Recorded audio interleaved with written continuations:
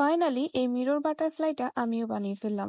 প্রায় ২ বছর হয়ে যাবে এই ভাঙা আয়নাটা আমি রেখে দিয়েছি এটা বানানোর জন্য। ফাইনালি আজকে ২ বছর পর এটা আমি বানাতে সক্ষম হয়েছি। তো এবার আমার এই আয়নাটাকে টুকরো টুকরো করে ফেলতে হবে। তার জন্য আমি বিভিন্নভাবে এটাকে ভাঙার ট্রাই করছিলাম, কিন্তু কোনোভাবেই হচ্ছিল না। তারপর আমি এই প্লাসটা নিই, প্লাস না কি কি এটার নাম আমি জানি না, যাই হোক তারপর আমি এটাকে গুঁড়ো গুঁড়ো করে নিয়েছি একটা পলিথিনের ভেতরে ঢুকিয়ে।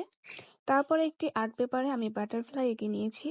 এরপর ফেভিকল দিয়ে টুকরো করা মিরর গুলো একে একে লাগিয়ে দিচ্ছি। তো এখানে অনেকগুলো শেপ রয়েছে, যেটা যেখানে ভালো লাগছিল সেটা সেখানে বসিয়ে দিয়েছিলাম যাতে কোনো গ্যাপ না থাকে। এভাবে আমি পুরো বাটারফ্লাইয়ের এক অংশে সম্পূর্ণটাতেই এরকম মিরর বসিয়ে নেব, এবং নিচের যে লেজের অংশ, মানে নিচের যে একটু কি বলে এটাকে হোক, নিচের অংশের জন্য আমি পারফেক্ট একটা মিররের টুকরো পেয়েছিলাম যেটা আমি নিচে লাগিয়ে দিচ্ছি। তারপর কাঁচের যে গুঁড়োগুলো ছিল সেগুলো আমি বডি এবং প্রজাপতির যে সুর রয়েছে সেটাতে লাগিয়ে দিচ্ছি, মানে শিঙের যে অংশটা সেখানে লাগিয়ে দিচ্ছি। তো প্রজাপতির এক পাশে মিরর বসানো কমপ্লিট। এবার বিপরীত পাশে আমি ক্লে দিয়ে কিছু ফ্লাওয়ার বানিয়ে অ্যাড করে দেব। তো তার জন্য আমি এখানে কিছু গোলাপ বানাবো, সেজন্য আমি দুইটা কালার নিয়েছি, একটা হচ্ছে পার্পেল আর একটা পিঙ্ক। তো দুইটাকে আমি মিক্স করে এরকম করে কয়েকটা গোলাপ বানিয়ে নিয়েছি। দেন আমি ফেভিকল দিয়ে একে একে সবগুলো গোলাপ এখানে সেট করে দিয়েছি। তো এই ক্রাফট আইটেমটা আমি দেখেছিলাম ইউটিউবে আর্টিস্টিক রিফাতের ভিডিওতে। তো তারপর আমি পিন্টারেস্টেও এরকম বেশ কয়েকটি ভিডিও দেখেছি, দেখে আমার ভীষণ ভালো লেগে যায়।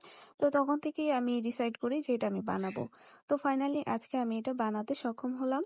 তো আপনাদের কাছে এটি কেমন লেগেছে অবশ্যই কমেন্ট করে জানাবেন। বাসায় যদি ভাঙা কাচের টুকরো থাকে বা ভাঙা আয়না থাকে, তাহলে সেটা ফেলে না দিয়ে এরকম ক্রাফট আইটেম বানিয়ে সাজিয়ে রাখতে পারেন। তো বিভিন্ন ভিডিওতে আমি বিভিন্ন রকম করে এটা বানাতে দেখেছি, কিন্তু আমি ভেবেছিলাম এটা একটু ভিন্নভাবে বানাবো, সেজন্য আমি অপর পাশে ক্লে দিয়ে এই ফ্লাওয়ার গুলো অ্যাড করে দিয়েছি। দেখতে কিন্তু খুবই চমৎকার লাগছিল।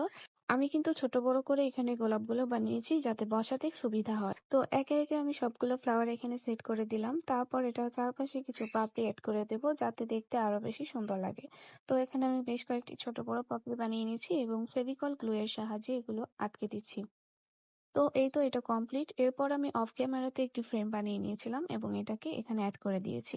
ফ্রেমটা কিভাবে বানাতে হয় সেটা চাইলে আপনারা ইউটিউবে দেখে নিতে পারবেন, অথবা আপনারা চাইলে আমি নিজে আপনাদের একটি ফ্রেম বানিয়ে দেখিয়ে দেবো। তো এই তো আমার মিরর বাটারফ্লাই কমপ্লিট। কেমন হয়েছে অবশ্যই কমেন্ট করে জানাবেন। এটা কিন্তু অফ ক্যামেরাতে আরো বেশি সুন্দর লাগছিল।